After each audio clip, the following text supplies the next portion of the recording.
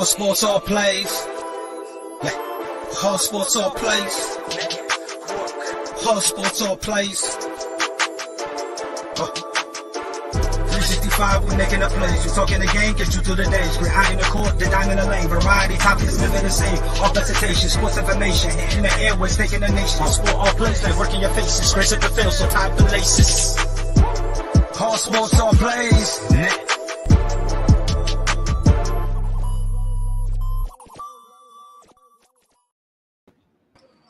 All right, what's happening, everybody? Welcome to ASAP Afternoon Blitz, Thursday, July 6, 2023. This week's flown by. I keep thinking it's like Wednesday or Tuesday, not Thursday. But I'm Chris Gonzalez, joined by Pride. How's it going, Pride? Bro, you're going to hear some noise in the background because I got to babysit my own kid. Life is strange, bro. But you keep saying, the week is blowing by. Bro, we need these wins because these fire emojis, bro. What a time to be alive. Also joined by Mike Hughes. How's it going, Mike? Oh, still not the same thing. No, I got you. Okay. Yeah. I got you. I'll be the oh my god, words. It's always fire too. Like, the He's on Fire podcast. It's always fire. Something with fire, bro. It's just La Toxica. Like you fired. Fired. Man, what a time to be alive. Off. Fired. I can't stand it. Laid off means fired in a nice way. Oh, 100%.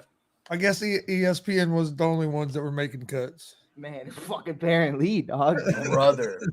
Yo, those layoffs was buck wild, bro. Hey, bro, you know what though? Listen, you gotta get rid of everybody important. But Kendrick Perkins being employed, it is by far the best thing that company's ever done in their entire collective career.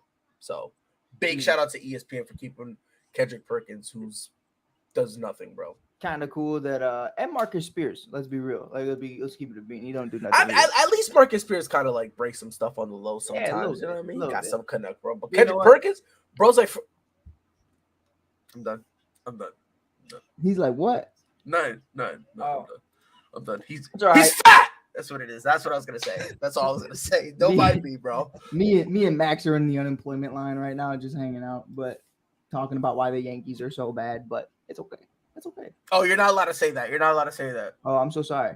You're not allowed to. You're not allowed to bring up the dog shit franchise that is, bro. Oh, you say Yankee 3 times, bro. I'm telling you right now.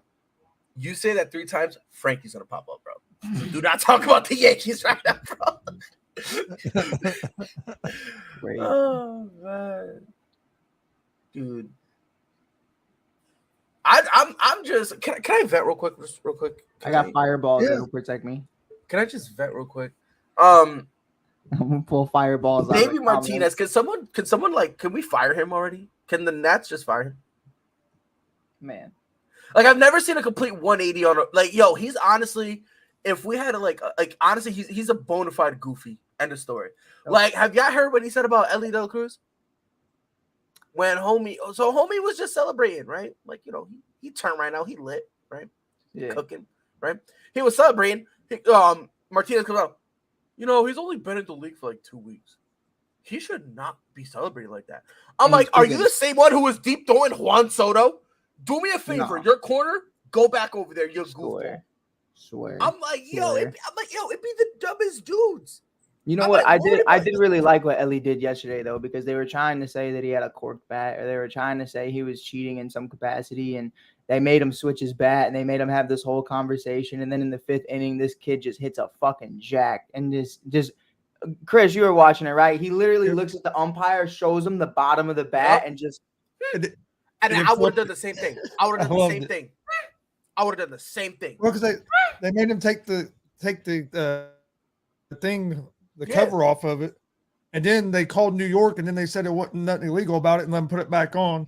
And then he hits one 460 feet at a 112 mile per hour exit velocity. Which that blows my mind. I've never seen a bat like this, is what the umpire said, Pride. Well, okay. Well, so you never played baseball before. That's why you don't play baseball. You just watch. But here's the part that really blows my mind. Pause. Like, think about this, bro. My man's And yeah, I'm gonna say my man's because I'm putting it in I'm putting it in the universe that he's gonna be a Boston Red Sox eventually. I'm putting it in the universe. Putting it in Who, the Dela universe. Cruz? Yeah, I'm putting it in the He universe. ain't going right? nowhere. But, fingers crossed, bro. We said the same thing. You've said that Chris about Bryant and every Anthony guy Rizzo. not named Joey Yeah, Votto. yeah. I'll be honest with He's you. gonna be bro. the next Joey Votto. He's staying in Cincy. I guess. But here's the part that baffles me, right? Think about this, yo. When is the last time you had to call New York to see? It's a visual connection. It's not like, oh man, was he safe? Nah, let's go check New York because they got different camera. You are holding the bat in your hand. Is this correct? I don't know, man. Let's call New York. What? Yeah. Am I tweaking or am I tweaking? Because what a Charlie, bro. I was like, Nah, Joe, it's definitely something you can figure out on your own. Like it's a conversation where it's like, I don't remember, and the announcer said it too. Like, when was the last time you saw a bat check go that deep? And it's been a minute. It's been since the steroid era. Then that was really a conversation. The last time, as a Cubs fan, the last time I remember that was Sammy Sosa, and I was like 3. So like, and if I'm not mistaken, I think the reason why it was so was because corked, Sosa was already caught right with a cork bat before, and that's why they were that deep on him. Right, yeah. Sammy a cheater. I guess what it was so with Dela Cruz. I guess underneath that cap, that piece they put on there, it was like a little put knob. like a sensor in there. They put a sensor under that knob cover for like batting practice and stuff to get like their swing rate, swing speed and stuff. Right. You're allowed to have that plastic piece on there in games, but you can't have the sensor in there. Yeah. Which the sensor wasn't in there. So I don't know what took him so long to try to tell him that he couldn't use it to begin with because it wasn't against the rules because the sensor and stuff wasn't in there, but everything else is allowed to be on the bat. And that's like I said, that's the part that just baffles my mind. I personally didn't understand the whole thing. And then honestly, him smoking the ball right after, he might as well turn around, put his hand on his crotch and says, yo, lick me right here. Because honestly, bro, like they did all that and the man still took that thing. What was it, like 4-something? 456. That thing was like you know the saying, "Hey, yo, 450 dead center." Yeah, my man took that a little too serious, bro. Like for real, like, my man takes it a step further. He goes 470 on the regular. Like he don't even care. And all Martinez was trying to do was just get in his head and get him out of rhythm because the day before he went like 4 for 4 with like three extra base hits. Right. I like guys like that though. Guys like that they're not bothered. And I think they have that same mentality. And if anything, it just adds to it. Like the Julio Rodriguez's of the world, the Ellie De La Cruz's of the world. Tatis before he decided he didn't care about baseball anymore. Drugs. Like guys, drugs. Guys like that were fun and guys like that are fun. So I think it brings a lot to the game. I love these guys, having the excitement and having the enthusiasm to say baseball is fun. Like, what's crazy to me is, and Pride and I have talked about it all the time. We got our guys at ASAP in off the bench, Randy Jowers, obviously Jim Cross, DB. Randy, I miss Randy. Randy. No, but in all seriousness, like you watch how college baseball is and what college baseball has been its entirety of existing. And it's fun. It's bat flips. It's having fun. It's wearing stuff in the dugout after you hit a home run. And then you go to the league and it's like, nah, bro, I don't know where you learned that. Yeah. What are you talking about? So like it's and you're starting to slowly see that. Like I love the stuff Ellie wears after he hits a home run for the Reds. I love the Triton that obviously Julio Rodriguez is doing. The Yankees are trying to do some stuff with that too. The Cubs do some stuff from here and there. It's a lot of fun. And I think it's bringing the game a little bit back. And I think what's different from this year, from different years in the past, even recent years, like people are starting to be like, you know what, fuck it. Let's do it. Like, let's ride with it. Usually you hear a lot of people saying, no, keep the game the way it is. Now you're starting to really see a bunch of people just like, the times are here. And you're either going to get with it or get lost. Too, bro. The Reds are selling those damn Viking hats. Yeah. They probably make a bunch. Yeah, they sell them at the games now since the Reds have started doing that. After everybody hits a home run, they all wear that Viking hat. Yeah, they were selling Viking hats at Reds games now. And here's mad dangerous, by the way. There's all that alcohol in the bleachers, and you're giving me a pointy hat. but here's start stabbing people with pride. But I'm to piggyback over your point, bro. Like you also got to remember, like, so I was watching a compilation on YouTube on like the Jacksons and stuff like that, right? Because I just love hearing how stupid the announcers sound when they're trying to defend their boy. Yeah. Like the two worst announcers ever is the ones for the Nationals. They're horrible. They're horrible, bro. The Yankees, they're fucking, excuse my French, but I don't care anymore. Dog shit, sue me. I'm gonna be like CM Punk, and I'm gonna just cut I hate it here promo in a minute. But I remember I was watching one, and I think it was Fernando Tatis Jr. who hit a home run. So obviously a few years back, because my man, like Xander Bogart. By the way, shout out to the Boston Red Sox for not giving Xander that money, because oh my God, oh my days, my man is doo-doo in the butt ever since he went to San Diego. Did they pay a 35-year-old like he was 25? I don't care. That's tough. That's tough. And now they're wondering why it didn't work. I'm chilling, bro. Holy guacamole. But, and you know what I've noticed every time? So, like, for example, someone does like a bat flip. You want to know who really gets mad? And I'm starting to see this. The Garrett Coles of the world, Madison Bumgarners of the world, even Justin Verlanders angry of the white world. men. Like, no, well, yes, all that. But you wonder what they all have in common too? I don't want to say they're old, but they're old.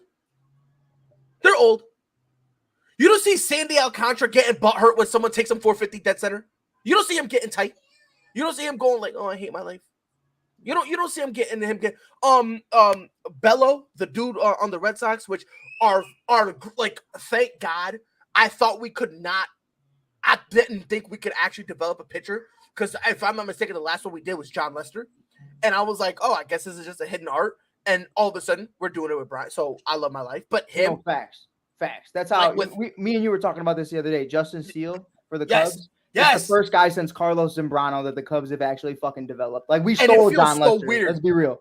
And the thing is, it's so weird because you're just like I'm just waiting for him to get traded. Like, I'm so scared because I'm like, wait, this is too good to be true. Yeah. I am waiting for I want to get his jersey, but I want the extension first. Yes, that's where I'm at right now. That's where I'm at right now. But like I ain't gonna lie, that's what worries me with the Reds. Yeah, I'm afraid they're gonna trade everybody fucking away, because we always do. But for me, it's really the youngsters that you kind of see them give up the home runs, and when they see it, they don't really. Rob Scott. They don't really get in their feelings about it. They're just kind of like, I'm talking. Holy guacamole, man. The lack of respect here is insane. I'm sorry. Insane. Okay? When I'm here, I don't command. I demand respect, brother. Okay? Respect. With a K on it. With a K. Man, I'm Gonzo, you better get him, because I'm about to drop yo. Hey, I'm like, see, I hate it here. Okay? Yeah. I'm working with effing children. Yeah, I'm taping my hands. I hate it here. Might go drop a pipe bomb. Yeah, bro. Like, I hate it here. This place is horrible. You're all children. Mom, stuff in my face with like some dessert stuff I got from like across the street. Like, I hate it here. What a time to be alive. We love you too, Pride. Rob, let me ask you a question, Rob. What's that? Mike obviously wants to get you in here. I wish you didn't come, but beggars can't be choosers. Yeah, a lot of girls wish they didn't come, but look at you now, watching two kids. Like, why do I gotta babysit them? Like, go. Oh my God, my daughter woke up. What are your mother? All right, so as I was saying, yo, I told you this is real life fatherness, bro. I told you, bro, I'm a part-time father. I do the bare minimum, and I want pats on the back, bro. You don't even understand, bro. I do the bare minimum, but I'm Father's Day. She woke up and said, I want to see my papa. You walked up to Bride said, go to your mother. I pointed to, I'm busy. I'm busy. No, don't be interrupting me. This right here is more important. Until the real boss walk in there, and then you jump off the show. Yeah. Oh, what? What? Yo, my back is hurting right now, but I'm jumping. Oh, God, I got scared. I heard footsteps. I looked back. I thought it was her. I thought you summoned her, Rob. I was about to get tight, but it was just my daughter walking toward me. Corona. It's okay. She likes me. She likes me. He's working with me. Everything's fine. Go away. 6 feet. All right. I don't want to get sick. Rob, You heard about Dame wanting to go to Golden State? What a fucking sellout, bro. Go to Golden State. You ain't hear about that? So he wanted before Chris Paul. Before the whole Chris Paul thing that they ended up in, he wanted to go there. So he's gonna have a shooting contest with Steph Curry. Well, supposedly that's what he wanted. He pulled the KD. It was like the league is too hard. So so it's fuck him, right? Honestly, bro, with the whole Dame Dollar situation, if I was him, I would have looked at Boston. No, thank you. No, thank you. No, thank you. No, I'm thank just you. saying. I've been hearing rumors that he might go to Boston. I know Tatum thank is you. calling for him.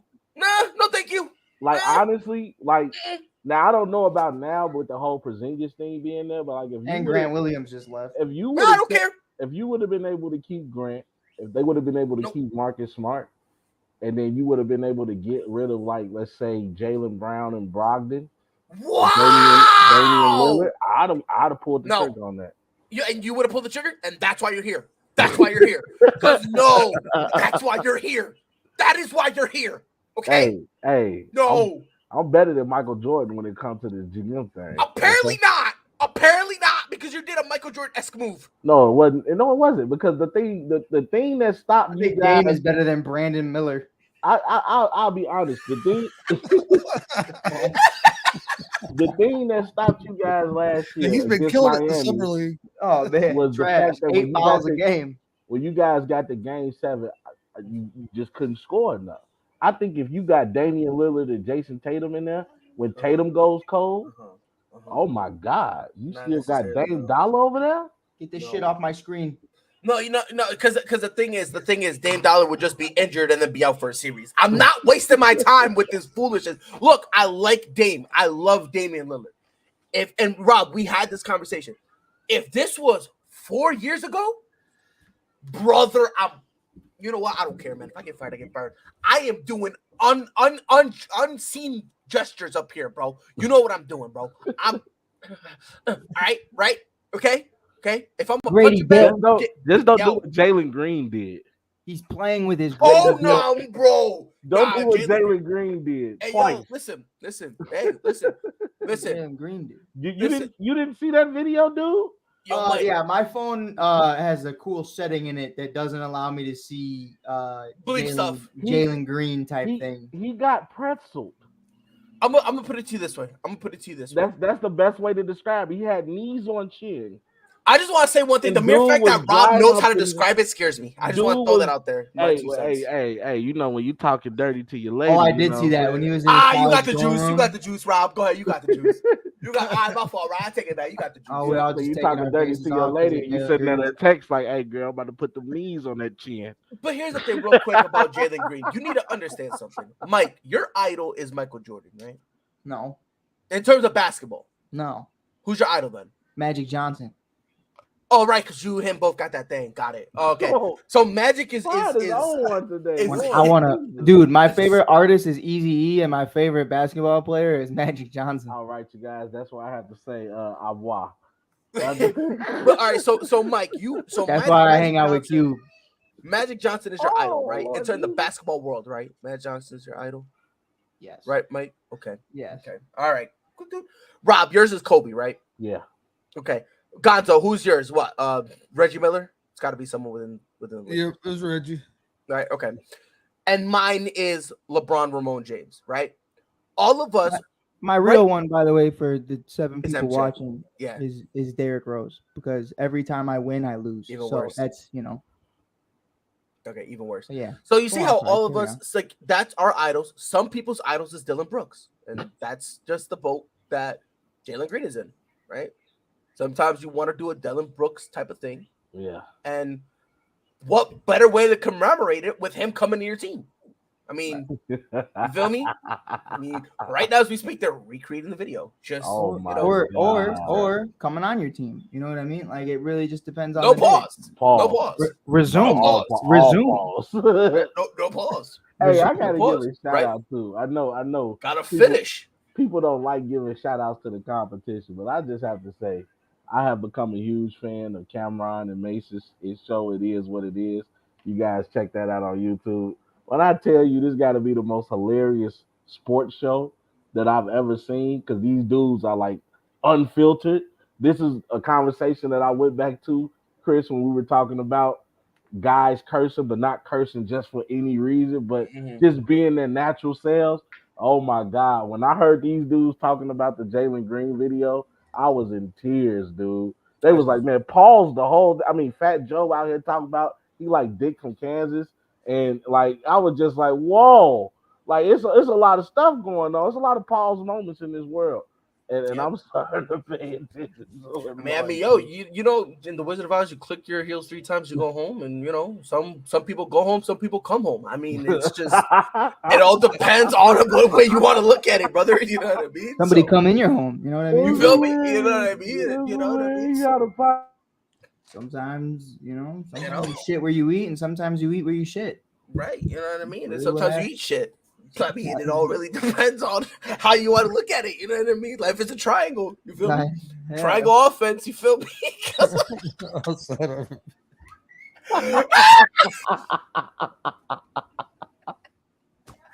Oh man, yo, oh man, this is why no one will ever let me be great. Yes, my love.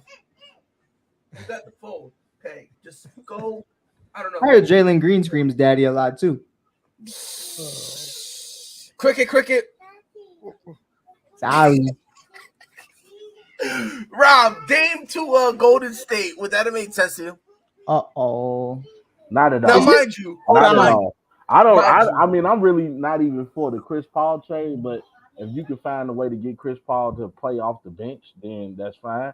But you definitely don't need Dame Dollar, Steph Curry. Like, they the same people. They're the same people, just one is champion and one is not. I don't know about all that, Skip. I don't know about all that. You got me tripping there. I mean, they both shoot the long ball, pause. They both, you know what I'm saying? I think Dame's a better driver to the rim, but other than that, there's gonna be absolutely no defense played on that court at all. I wouldn't have liked it. I'm glad it didn't happen. I'm saying Dame to the Celtics right now. Oh my God. Okay, I'll make you a deal. No. The only way I'll accept it. The only way. We are not getting rid of Jaylen Brown. You can't keep Jaylen Brown again. Well, we're going to. Then we don't trade him. Then we don't get Dame. That's it. End of story. Okay. Because Portland really don't like that Tyler Hero for Dame situation. I don't care, and I don't care if they like it or not. That's probably the only thing they're gonna I was just reading about it this morning. They said that Portland is choosing the market over Miami right now. Yeah, because they don't. You know what's crazy about it, and I want to give Pride some love because this is something that doesn't happen often. These are conversations that don't happen often. I think when you look at Kevin Garnett's situation, especially in Minnesota, he said back in 2007, that he wasn't going anywhere other than Phoenix because he wanted to team up with Steve Nash. He said he will not go anywhere. He refuses to go anywhere. Then he goes to the Boston Celtics, not only wins the championship, but then re-signs after that deal is over. So I think this is obviously a ploy. I think Dame's not that type of guy that would destroy a franchise because he's not happy where he is. Dame doesn't give off that type of energy. He never has. And it's one of those things where, like, you're the nicest guy in the room, and now you're trying to act like you're about to go do some hood rat shit. Like, we all know you're not about it. We all know you're not a cancer to this team. Well, like, hold on. To Pride's point yesterday on the show, Jimmy Butler can be a cancer to a team. He knows how to be a cancer to a team. James Harden, Kevin Durant, Kyrie Irving, they know how to get shit done. Say James Harden one more time, bro. You got to say his name one more time. James Harden 5 times because golly, in 5 different fat suits. Holy shit.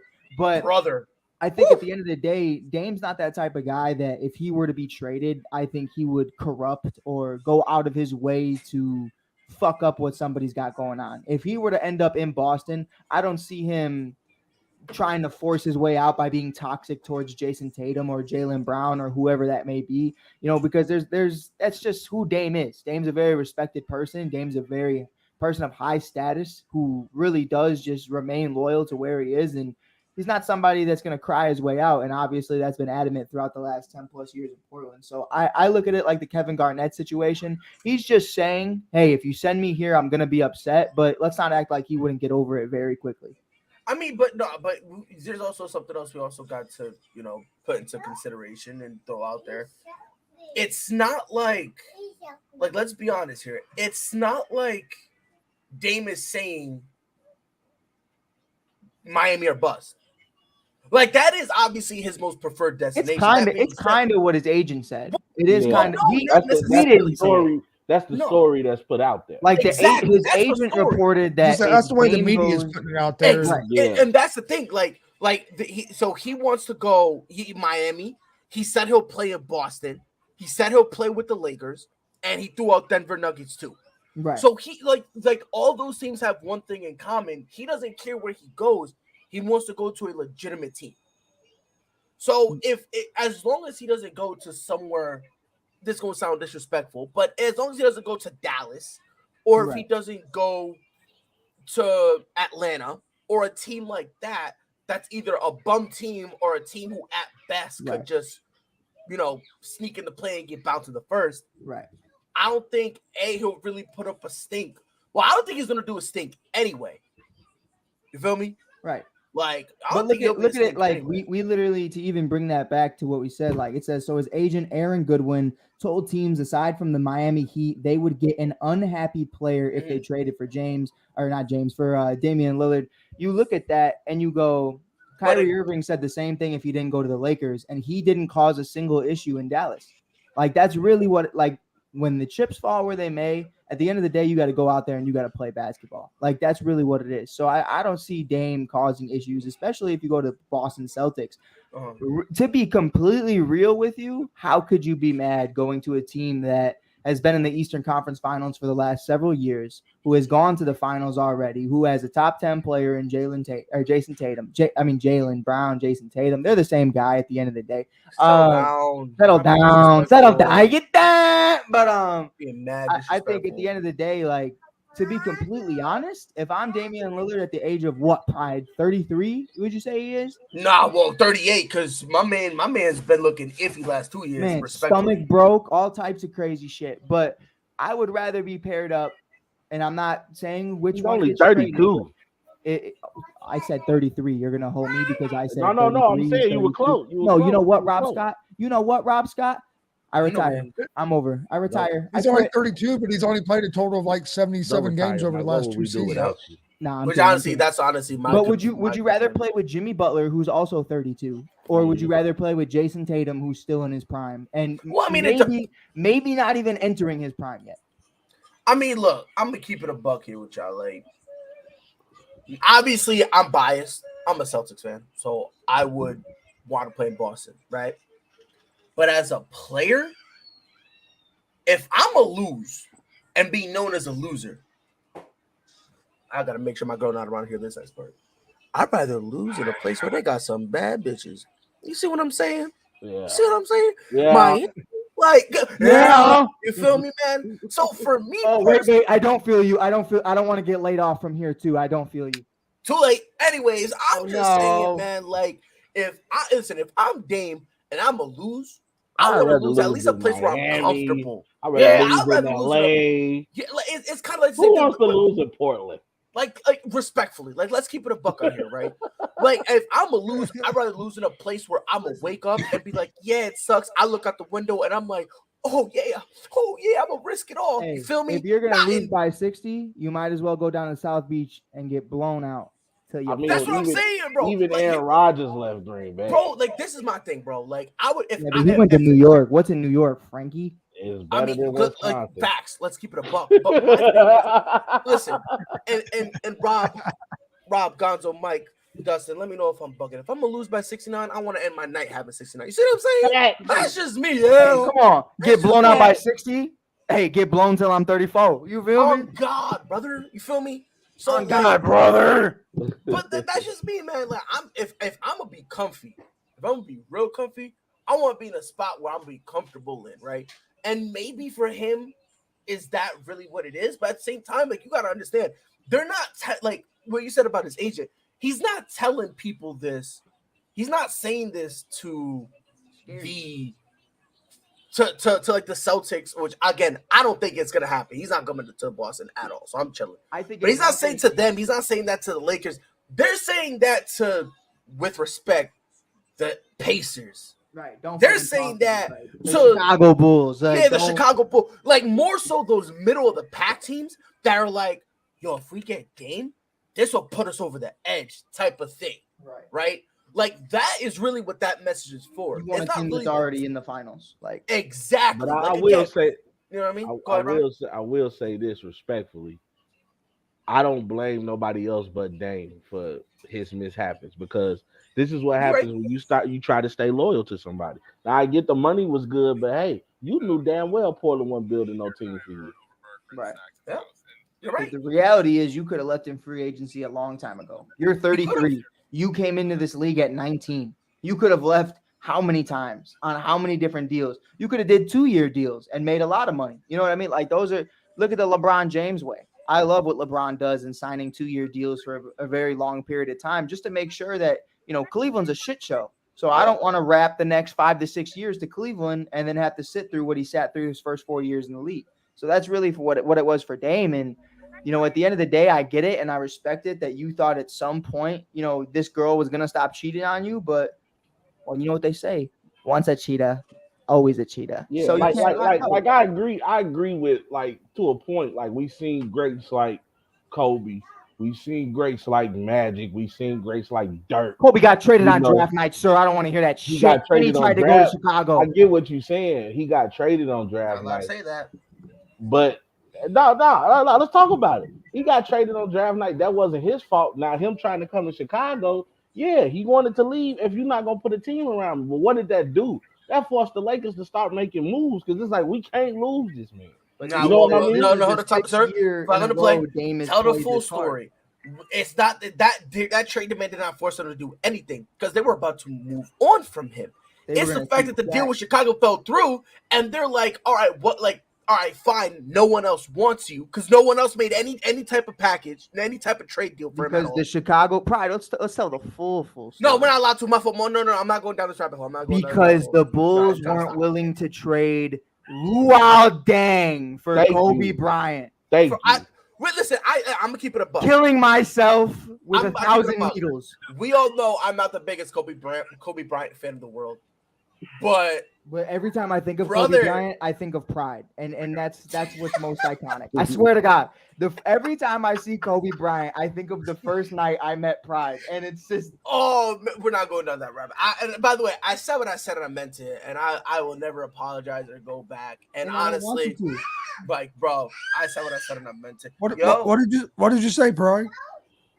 We're doing we used this again. to have the clip. We used to have the clip, and it was playable. I don't know where it went one day. All of a sudden, like one day, StreamYard was acting mad weird, and when everything got deleted back in, all the videos were gone. And I don't know who had the original one of the one that was. All you saw was Pride say what he said, and then I slowly just ducked under the table. I do not have the energy to go down this rabbit hole. I don't have the energy to go down this rabbit hole. Matter of fact, I'm not doing this.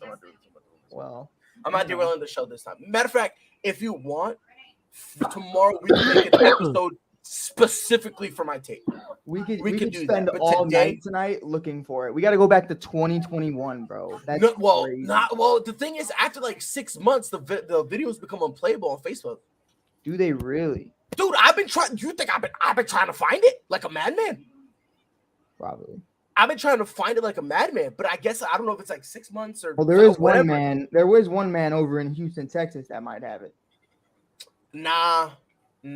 I will say this, Gonzo, to change the topic. We do have breaking news, and I've been waiting all day for this to be official because I want to talk about it. Okay, Britney Spears, it's Britney, bitch, got punched in the face by Victor's security yesterday. It's something that I wanted to bring up. It's not a serious conversation, and now we have 9-10 plus people in here right now, but it's sports. It's sports related. Victor Wembanyama, obviously the number one overall consensus pick, drafted to the San Antonio Spurs, was signing pictures for a bunch of kids yesterday, doing an amazing job, just being a number one human, being one of the greatest individuals in San Antonio, trying to live up to the hype. Britney Spears tries to attack him with her monster herpes mouth, and here comes his security. Bam! Smacks her. It's You said Brittany. they hit it with the ludicrous, the move, get out the way. So, Swear to God. so let me just say one thing right quick. I just want to clarify this real quick. Okay, go ahead. Because what I a lot of people are like Victor's face has been plastered on this, and I feel bad because I doubt he even saw it. Like he didn't do anything. Or was it San Antonio security? No, it was his. From what I understand, it was his personal security. You think San Antonio Spurs security slapping somebody? Dude, Yeah, they might. Nah, well, it's Texas. They got some big. They might. So he's already smarter than John Morant. He's got him some security instead of just waving around guns at people. I mean, respectful. Oh man, I mean, maybe Gonzo took it there this time. Nah, bump it. Maybe if he took the John Moran route, maybe Brittany wouldn't approach him. Hey, let's not go that route. Let's not go that route. Get better. Man, yo, Memphis was a mess, bro. You got John waving around guns, a head coach you don't know what he's doing with everybody. Right. Brittany had to. Got that thing. Right, Brittany had to do what she did because her first single was "Hit Me, Baby, One More Time." Hit me, Victor, one more time. Hey, yo, what a time to be hey, that was hilarious. Hey, all serious though. Quick little joke aside with that John Morant. You know what's messed up? I was watching the NBA draft, and my wife came in and sat down a little bit. And one of them got drafted to Memphis, and she was like, "Hey, my advice to him as his parent would be like, don't hang out with Ja. Like that's messed up. Yo. That's truly messed up." The one thing I don't understand is the way they're going about it right now with their guard situation. Like not to turn it into a whole John Morant thing, which by the way, Gonzo, you caused, so I don't want any flack for this by Jay Ness. But it was being Pride actually didn't say anything. We was talking about Britney Spears getting smacked around, but what you did was bring in Marcus Smart, who's obviously he's from around. He's from around. I think he's valid. The motherfucker who's throwing around chairs, doing his things, got sleeves and tattoos all over up the ass. And then you bring in Derrick Rose, the kid from Inglewood, the most dangerous part of Chicago. Why are you bringing around the guys from the hood to mentor John Morant, a kid from the suburbs who just needs to learn how to shut the fuck up? Like, is it a scare tactic?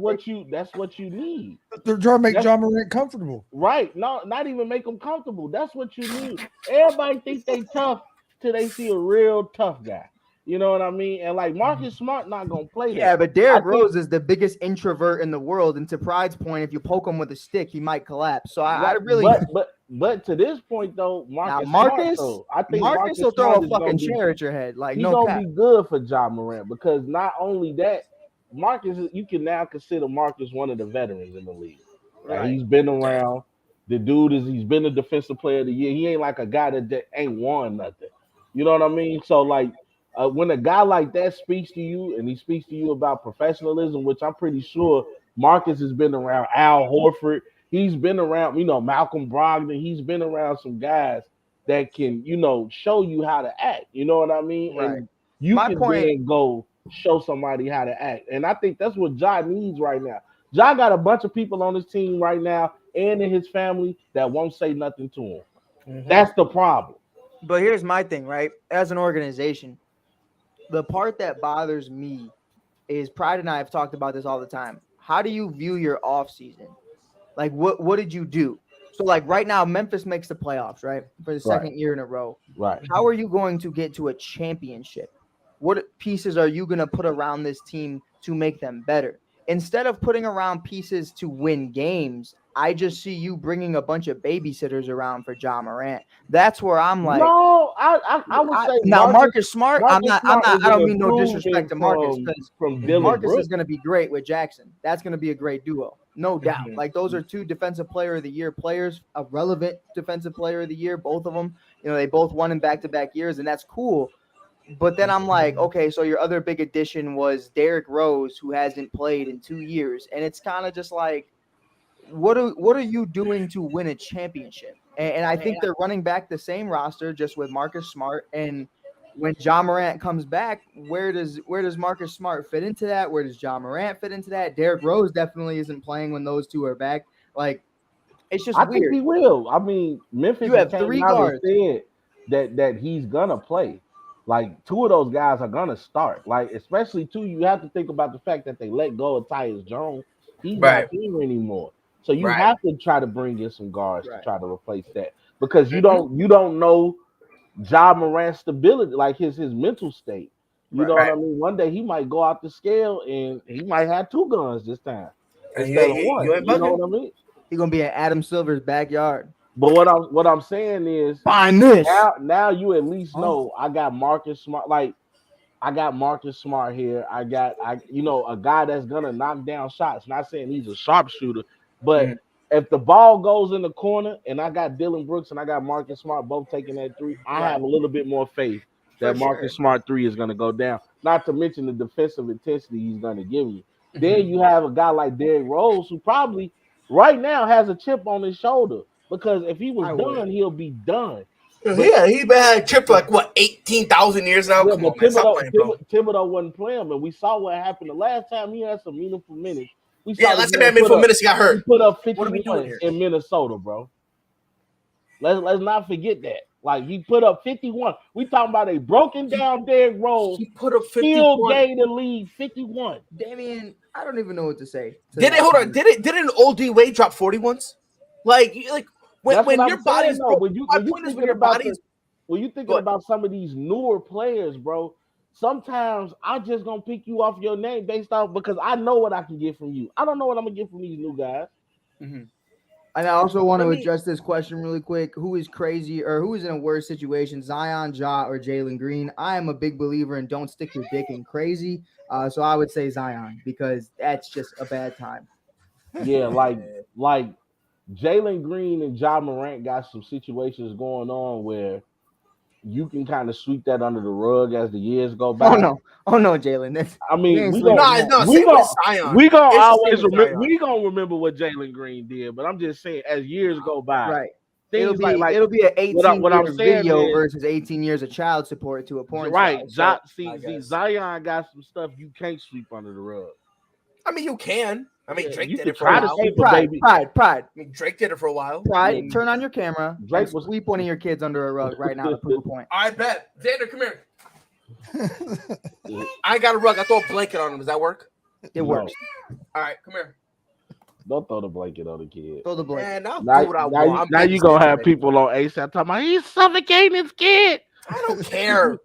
We're gonna get a cease and desist. Got me up, little homie. Hey, Gonzo. Hey, Jay Ness gonna get some letters. He gonna be mad as hell.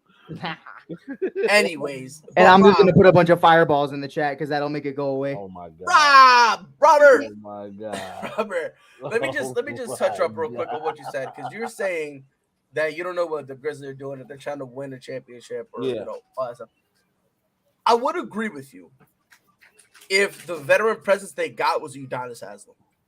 An old, dried up, even in his prime, wasn't that nice, decrepit dinosaur who sprains his wrist when he claps. That, I'm with you there. But the veterans that they're bringing in, they're just babysitters. They're not only that, but they can play and at a high level. I'm talking about Marcus Smart because Derrick Rose, God knows what's really going to happen. Marcus Smart's a dog. What's your problem with Derrick Rose, Brad? It's just like this Derrick Rose right now. You know what it was? I'm not going to put any. Me. I'm just saying the Derrick Rose we see right now. I'm not going to put any faith in him. Pride. Can I also piggyback off something really quick? About a former MVP. But Rob, what is that MVP doing for me now? Is he still playing at that MVP level? His coach wouldn't even let him play. You're not listening. See, again, you're trying to. You're not listening. I hear the point. You see what I'm saying, right, Mike? Yeah, I do. And that's my own thing. It's like it's a what have you done for me lately kind of. No, yeah. Even that. It's not even like a what have you done the last decade kind of thing. You're telling me that he won an MVP back when Bill Russell played. It was like in 2011. I know. And damn, can y'all believe 2011 was 12 years ago? Lord, bro, that just made me feel old, bro. But here's my thing, bro. I was 11. Like, is he still playing at that MVP level now? We don't exactly, and I think that's the point. I love D-Rose. I don't know because, like you said, I said no. He's not. I thought you were gonna try to sum me out a little. Nah, has he played? I can't tell you on that. So has he played in that MVP level for the last 5 years? Sparsely. No. Not No, he He had one game on Halloween. Thank you. That was it. And you want to say it was the coach? He wasn't on the Knicks his entire tenure. He wasn't. Right. No, He's he been on wasn't. other teams. And what's been a recurring theme with him? The injuries. Yeah, That's just my every time I only look thing up, with his Derrick toe Rose. hurt. You said what? So every time I look up, his toe hurt. Yeah, well, no. Man. No. And That's also Anthony pride. Davis. We're real going to quick. keep it a bean as well. That's Anthony Davis. Every time I look at Derrick Rose, It's always some his bad shoulder shit. dislocated, his neck is broken. He's like Mike Tyson, spinal. Like it's some Spinal. serious stuff when it comes to this. Like with Derrick Rose, it ain't no he twisted his ankle and he's out 4 to 6 weeks. No, and that's With where him, like it's like my man needs amputation type stuff. right. Hey, And that's why Pride. I love D Rose though, because Spinal. like you spinal, but you look at it like I always tell Frankie, like he makes D Rose jokes, and I'm like, okay, but I respect the torn ACL. I don't respect Anthony Davis, who's like, I got a stinger in my elbow. I don't think I could come back this game. I'm like, bro, if you don't get your big body ass the fuck out, I got a splinter. I got a splinter. I slid on the floor. There's a difference between being hurt and injured. Right. Yeah. Right. And that's all I'm saying. That's all I'm saying. Like, and again, I'm not trying to be like rude to him. Well, this time I'm not trying to be rude or disrespectful. But it's like This time. I'm not me personally, I'm not gonna put all my and it's the same thing with Damian Lillard. I fear putting too much on you because what you've been showing me lately is that you can't handle it. Like your body just cannot handle it. And there's some players that are like that. There are some players like LeBron James, you can put a bulk you can put everything on him for the entirety of his career and he'll be fine. But as much as I love LeBron, there's gonna be a day he can't do it anymore. There's going to be a day where they're gonna put everything on him and he just can't because his body can't do it. Every player in the league hits that wall. For some players, it's sooner rather than later. And the thing with Derrick Rose, we've already seen him hit that wall. For some unknown reason, people are doing I'm not trying to be rude, but what Rob is doing. Every single time, I go, well, he hasn't been the same. They bring up that one magical night that he had in Minnesota. They bring up that one magical night, which, hey, that night was phenomenal. It's great. It's awesome. Don't get it twisted. But there's been how many more nights since? Bro, when that happened, my son, were you even born yet? I don't know. But now my man disrespecting me now. Now he could talk, right? Dap me up. Boom, he just dapped me up, right? My son couldn't do that the last time Derrick Rose dropped 50. My son couldn't do that. You feel me? So I don't know what it is. Like, I don't trust him. I don't. If you want to give him like 15 minutes off the bench, that's fine. You guys are gonna say that's disrespectful, but again, you've seen him when you put 20, 25 minutes on him for a consistent amount of time. What happens? His body breaks down. It's real life. It's real life. That's right. Hey, I can't argue. You feel me? And by the way, he didn't deserve that MVP. So there's the disrespectful part. Because I think I was too nice for him for a little bit. So let me just be disrespectful. My man didn't deserve that MVP. A lot of people say that, and then you could definitely make an argument like in Bron, that was time Bron's period. It was LeBron could have gotten every MVP around that time, to be honest.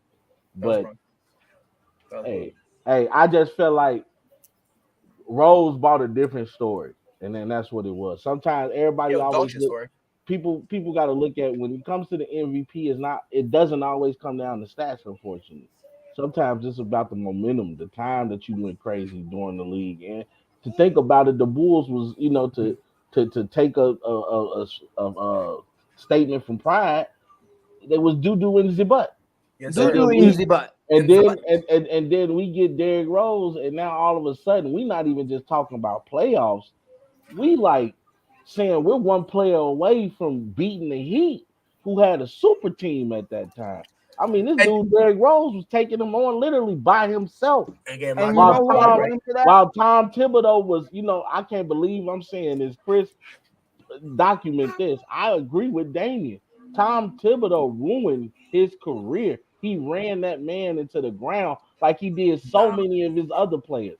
Tom Thibodeau is a player killer because I wouldn't go that far though. He is. Look at what he's doing in New York. Whoa! I'm talking about specifically. I'm talking Jalen Brunson.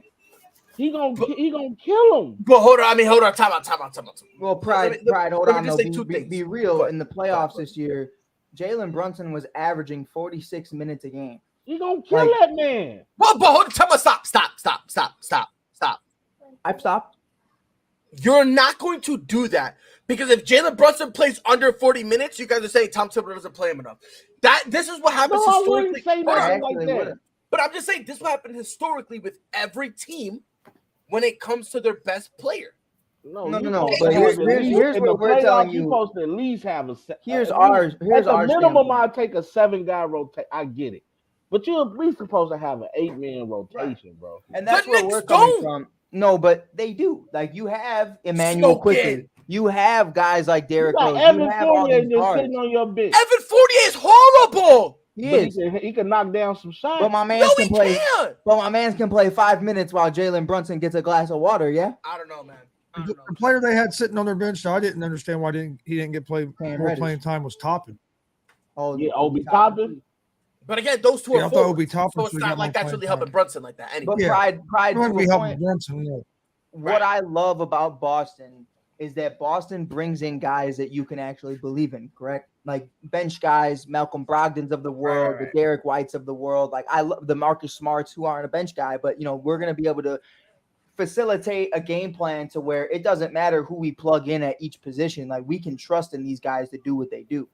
You even got Blake Griffin out there just hanging out on the bench. If anybody needs him, you got a couple boards right there. And one thing, there was a couple games where Blake Griffin about too. They player development. Boston developed they guys. And with the Bulls, it was a conversation of, listen, we're only going as far as Derek can take us. And when Derek can't do it anymore, we're going to be lost in the sauce because that's what we don't. Who's our number 2 option? Carlos Boozer for the next 4 years. Ronnie Brewer.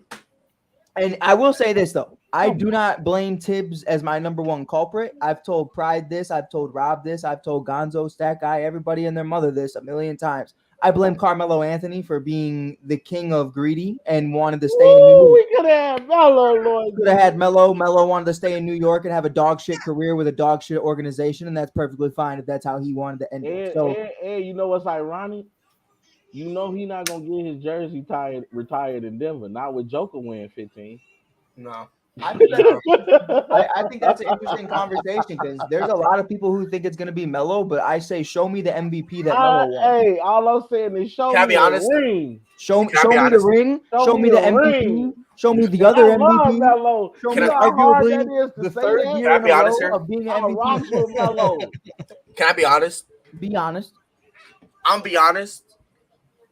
And then after I say this, I want you to think on it for a minute. All right. I'll think about it. Hard as fuck. Melo's lucky that he played what he did, because had he been in Denver with Jokic there, he would have probably been looked at as a third option. There's nothing that Jokic does everything Melo can do and more, even better. Yeah, but I'm not. I'm definitely. Are we talking prime? I'm gonna get a ball to Melo before I get college Melo, high school Melo, pro Melo, Nuggets Melo, early in Denver Melo. Early in Denver. You said Jamal Murray is going to be an option over him. I get the Joker thing. Cornrows, Melo. About Joker. I think so. I'm not going to argue with you about Joker. But you want to know why? I'm going to tell you why third. I'm going to tell you why third option. This is why I genuinely believe third option. Talk to me. Because when you have Melo, who's basically he's only really known for scoring, right? What is the one thing Melo can't? You said what, Rob? That's what you need. You need a score. Hold on, you're not listening. Okay, I'm sorry. You're being Pride right now. All right, yeah. I need you to be Rob. Stop being Pride. Stop interrupting. All right, stop being me right now. Okay. I'm sorry, Pride. You go, girl. Thank you. I try. Melo is horrible when it comes to being a spot up shooter, and he's been like that his entire career. Am I wrong? You take 40 shots a game, you'll make a couple of them. Thank you. That's what I'm saying, right? Ain't no way in hell I got Melo, Joker, and Jamal Murray on my team, and I'm saying Melo the third option. Prime Melo. I think so. Now maybe Melo that played with Portland and the Lakers. No. I'm talking about prime. I'm not talking about. But if we talk about what you call him, Mikey, Cornrow Melo. We talking about Hello Melo. Now you gotta understand something, man. Yeah, you're saying hello, that's fine, but you gotta understand something. Like, do you want to know why Melo started winning? You know why we said goodbye, right? Yeah, Bro, on you God. do realize he did take the Nuggets to the Western Right, you Conference like that? Finals. And then what? Yeah, but No, don't get it twisted. Melo's He did, better. and that's fine. He's better off the dribble than he was like a catch shoot guy. That's my point. That's But literally you my can point. get him a one-on-one. You're not no with the offense being built primarily around Jokic. You're not like Jamal Murray take players one-on-one all the time. You're literally falling in. You're literally like running head first into the point, and you're still missing it. That's bizarre to me because a lot of the times when Jamal Murray's doing the one-on-one stuff, it's either Jokic is taking a break on the court, or they take Melo out, or not. Wait, Melo, they take I Jokic out want to turn it a little bit on its head, just a little bit. Do you think that the play styles that both of those two guys have right now, do you think that Melo, let's say prime Melo, let's say Melo in Denver, early years in the Knicks, do you think that Melo and this current Jokic could even coexist right now with the way that Jokic plays? I don't know. Because Jokic does everything, and Melo was very ball dominant. He had to be. No, he did not necessarily. Yes, he didn't necessarily have to be that ball. Who was going? Who? He had Iverson that won in his prime. I will say this: he did have Porzingis and Derrick Rose. Thank you. And they did nothing in a triangle. He had J.R. Smith, who at that time J.R. Smith was one of the best 6 men in the league. And Jeremy Lin, who is the best basketball player in the world for like a week. What? For like a week. Disrespect on Melo is ridiculous, yo. I hate Melo, to be fair. That's ridiculous. Yeah, I'm a big Melo hater. I've openly. Is this my first time saying that? This is my first time openly saying I hate Melo. I'm not saying I hate Melo. I'm not saying I hate Melo. I can't stand Melo. I'm not saying he wasn't a dog. I'm not saying he wasn't a dog, but you're speaking from your emotion. You're speaking from your emotion. You like Melo, so you don't like it when people tell you the truth about Melo. The reality was, as a catch and shoot, he just wasn't that nice. If you put him and Jokic on the same team, with the same team, and you put Melo there, Melo's going to turn to a glorified spot-up three-point shooter. And every time you see him as a three-point shooter, forget three-point shooter, a spot-up shooter in any capacity. A better Michael Porter He's Jr. looked horrible. That's just the reality. He's looked horrible every time you try to make him. There was a stint in the Knicks, like his first year. I think it was his first year back when he was still Melo. When they tried to do that, failed miserably. And even through his entire tenure with the Knicks, they still tried to do that multiple times. It failed every single time. OKC failed every single time. Then he went over to Portland as a spot-up shooter, was still horrible. They had to wait to get Dame off the court so that way they could try to make some plays for him to try to make him feel better about himself. And then he goes over to the Lakers. And ironically, the best play he did as his quote 6th man of the year, it was not as a spot-up shooter, but it was as them giving him the ball, him backing down, and him doing what he does. I'm just saying, if you put Melo on this team, he's not going to look the same because those opportunities for him to be back down, it's not going to be, there won't be as much. Him being the number one option, he could back down till kingdom come. That's different. But when you have Jokic there, who basically can do everything Melo can do, but better, the role is all of a sudden going to diminish. And you already have a two-guard in Jamal Murray who basically does everything Melo can do and can fill that role. So now Melo was gonna be getting that ball in the corner, pump fake, dribble. Man, he would have killed them people, bro. With them two on his team, boy, Denver would have won about 4-5 rings, bro. Well, I don't know about that, man. I don't, because when he's supposed to have that same opportunity over New York, and the man couldn't do it. So I don't know. When did Porzingis play a full season? The same, don't do that now, because that was the same Porzingis. That was the same Porzingis that people were saying was the best 4 in the league. Oh, I never said that. It don't matter what you said, Rob. I never. He was said still that. universal regardless as a phenomenal big man. Oh, it matters to me what you said, Rob. Come on. Like, keep it a buck out here. Come on, bro. Keep it a buck out here, bro. Melo ain't never been on no team like LeBron or Wade or CP3. He ain't never had no team. Banana like boat. Yes, they did. We wanted them. No one really wanted Chicago wanted them. And we was singing that, but everybody in Chicago was hyped that we was about to have a big 3. I'm gonna say, Mike, you see what I'm saying, right? I see what you're saying, but I also hate Melo, so I'm very biased. Okay, so you're biased. Okay, so I can't rely on you right now. But I hate Melo because everybody in Chicago said we wanted him, we offered him a max deal, and he decided to stay in New York to go fuck himself. Say it again, right? Says that. I mean, as a 3-point shooter, sure. Don't get it twisted. As a three, he is the greatest 3-point shooter of all time. And I don't think anyone's gonna debate that. But Oh, mommy! you ain't Why really. did you just get Steph Curry a compliment? Unfortunately. And, I still hate myself for that. So Ray Bond with the fire in the chat. Let's go. More fire. I love it here. He also said something too. Yeah, he has to say Steph something. is the GOAT. Okay, all right. That was a great statement.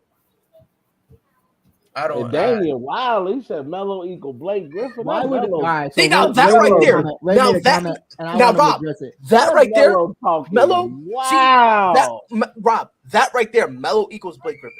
That's disrespect. You ready for this, Pride? This is what bothers me. Why would Melo leave New York City for Chicago? Is you crazy? Let's be completely real. Derrick Rose for Melo. Derrick Rose just won an MVP. God. Joakim Noah was Defensive Player of the Year. Tibbs was Coach of the Year.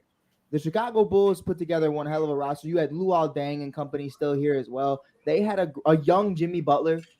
Like, we're looking at a team right now. If you add Carmelo Anthony, I think the Chicago Bulls win one championship. And you know how many? Pride, really quick, answer me. How many more championships is that than Melo has right now? 1. 0. But all I'm saying, hey, Mike, I agree with you.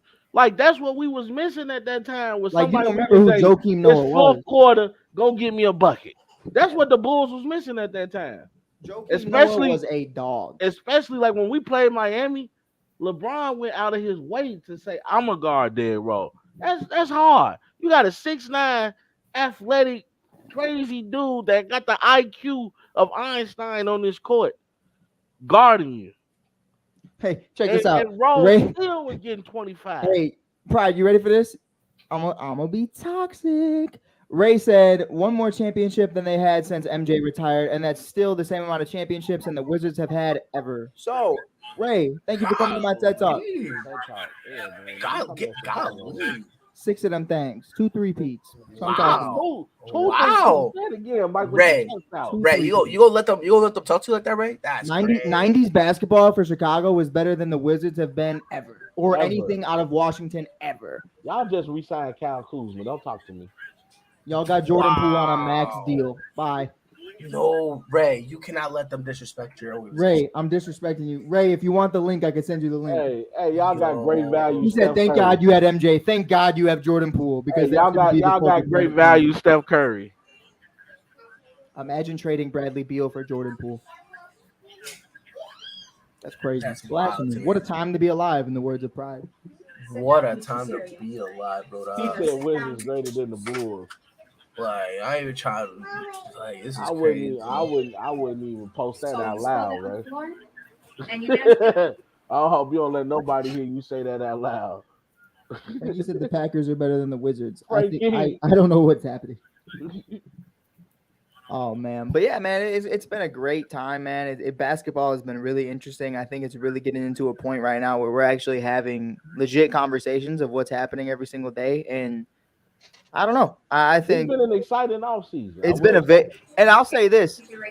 Gonzo and I said it the other day. It happened so quickly. Like, remember in 2018 when we were waiting to see where Toronto was going to do with Kawhi Leonard and where obviously LeBron James was going to go, and they took literally 2 weeks to make a decision, and then everybody just decided to sign within the first 5 hours.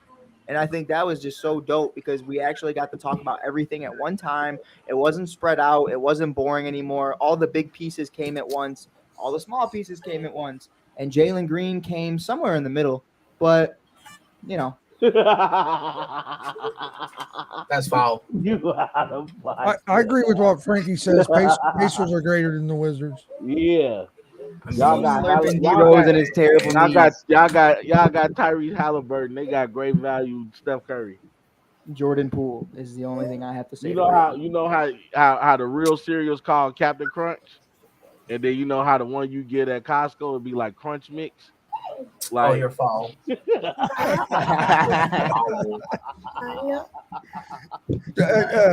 You guys think the Lillard get traded before the season starts, or you think this might drag out to the season, kind of like KD and Kyrie Irving did? I think it depends. Like if Dame comes out and says Miami Heat are bust and puts his foot down, which kind of did. then no. I'm not talking about this kind of dead foolish. No, I'm talking about he comes out and says no, like I'm not where he's at right now. He's willing to settle. Obviously, Miami is his number one destination, but he's willing to settle. If they come out and they say, forget unhappy, if you trade for Damian Lillard, he will not play, or he will leave the first opportunity he gets, or something like that, and they try to foster a situation where it's Miami or bust, then I think it could technically drag out. I think it could. Do you like legit though? Like, and one of the biggest Jimmy Butler fans there is. Like, I deep throat Jimmy Butler for a living. Like, you got me folded up like a pretzel when I watch Jimmy Butler play. Like, really. All right, Jalen. But being real, is that the best situation he can go to? Like, I know that's where he wants to go, but like, if winning a championship is what you want to do, is Bam Adebayo and Jimmy Butler really going to be what does it for you? I think because I still think there's teams better situation like Boston, right? To your point, I think there's teams like Boston. I think there's teams like the Lakers. I think there's teams out there that you could really make a legit argument about saying, man, maybe altogether the play is going to be better. Like Jimmy Butler as a facilitator for the last 4 years has been a big part of what's gotten this team to the finals. And now you're starting to look at it and go, Damian Lillard will be the facilitator on that team. What's Jimmy Butler's role going to look like as the number 2 again? Can Jimmy Butler handle being a number 2? Well, you know what, though? I will have to say this, though. Dame can play off the ball. And you can allow Jimmy Butler to be more of a facilitator than you actually need him for scoring because Dame Dollar can go nuclear. Right. And I think what a lot of people are looking at if you look at Miami versus Denver, they put up a better fight than like Phoenix did. You know what I mean? And does that take you over the top though, Rob? I think if you're looking at the Eastern Conference right now, you saying if I get Damian Lillard, I can go back to the finals. Like and you then lose, who they lose? They lost Caleb Martin. So right? you don't think you're going to lose too much No. getting Lillard with already losing Strus and you lose Strus. and then Okay, if look, you look, lose Martin, let's you hold on. lost well, at this Hold point, on. you already lost 2 of your top bench guys. So why not shoot for the moon then? Well, think about it like this, right? Because me and Pride talked about it when this news first broke. You lose Strus, you lose Vincent, and then you're going to lose Tyler Hero and Duncan Robinson at that as well. And you're losing 4 guys that helped, and to Pride's point the other day, helped carry them to the finals. That's what Pride said. I'm talking about specifically Tyler Hero. Like you could get like you gotta understand something. But what like, they're saying is it's going to be Duncan, Tyler, and somebody else to make that financial money work, and that's fine. And that's fine because if you're trading for someone like Damian Lillard is better than all 3 of them combined. Now, but what was your point earlier about Dame not being able to be healthy? And that's honestly my only concern, which is why I don't think it's going to. So you trade 4 key players. Right. For one, and that's great if it works, but if it doesn't, you're stuck with Jimmy and Bam and Kevin Love and Kyle thick-ass Lowry. Like, what are we talking about? Maybe you throw Lowry in that trade instead of Duncan. He better come in a G-string, otherwise I don't want him. Instead of throwing Duncan Robinson in there, you keep Duncan. You get them Tyler Hero and Kyle Lowry for Dame Lillard. I think Miami got the better of that deal. Pride had to mute himself. Hey, but Scott, Scott Garb, what do you think about Lillard? You think this trade will happen before the season? I don't think it'll happen before the season, and honestly, I don't think it's going to happen until next year. There's no – Lillard can demand a trade and request a trade all he wants, but the bottom line is Portland holds the cards. They don't have to deal them. If they don't see a package they don't want to take, they don't have to deal them, and it can turn into a Bradley Beal situation where he's basically there until it gets to the point where Portland may just have to take the best possible package available, even if it's not something that they wanted in the beginning. Yeah, but you run that risk of him all of a sudden being hurt. Do you think that him going to Miami takes them over the top to that next step of being able to win a championship? He's always been the type of player that has had the ability to win a championship. It's been the supporting cast around him that has prevented him from doing it. Is Jimmy Butler and Bam Adebayo that supporting cast, though, that wins a championship? Jimmy Butler single-handedly carried Miami to the finals this year.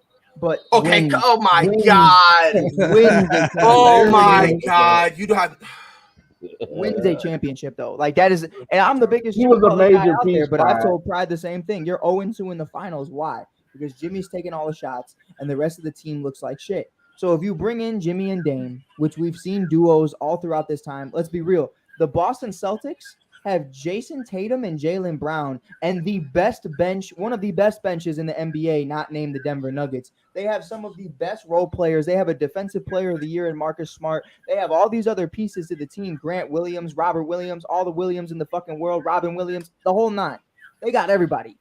And they still lost in the finals. So if you're going to tell me that Damian Lillard, being real, you bring in Damian Lillard, Bam Adebayo, and Jimmy Butler, and a bunch of white boys from Target, and you're going to tell me that that's enough when you got the Denver Nuggets, who 1 through 10 are some of the most elite players in the league, and then you have other teams out there as well who are continuing to get better. I just don't think it's enough right now for what you're giving up, and the contract that comes with Dame, to Pride's point, is going to financially cripple you from bringing around great role players, because three-point shooters are really expensive in today's game. Torrey Craig on the Bulls just got $10 million. Torrey Craig. Who the fuck is Torrey Craig?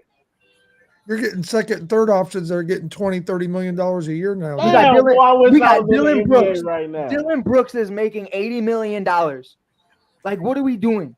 Like, and you're gonna give 3 max players on the Miami team, and one is making $50 million.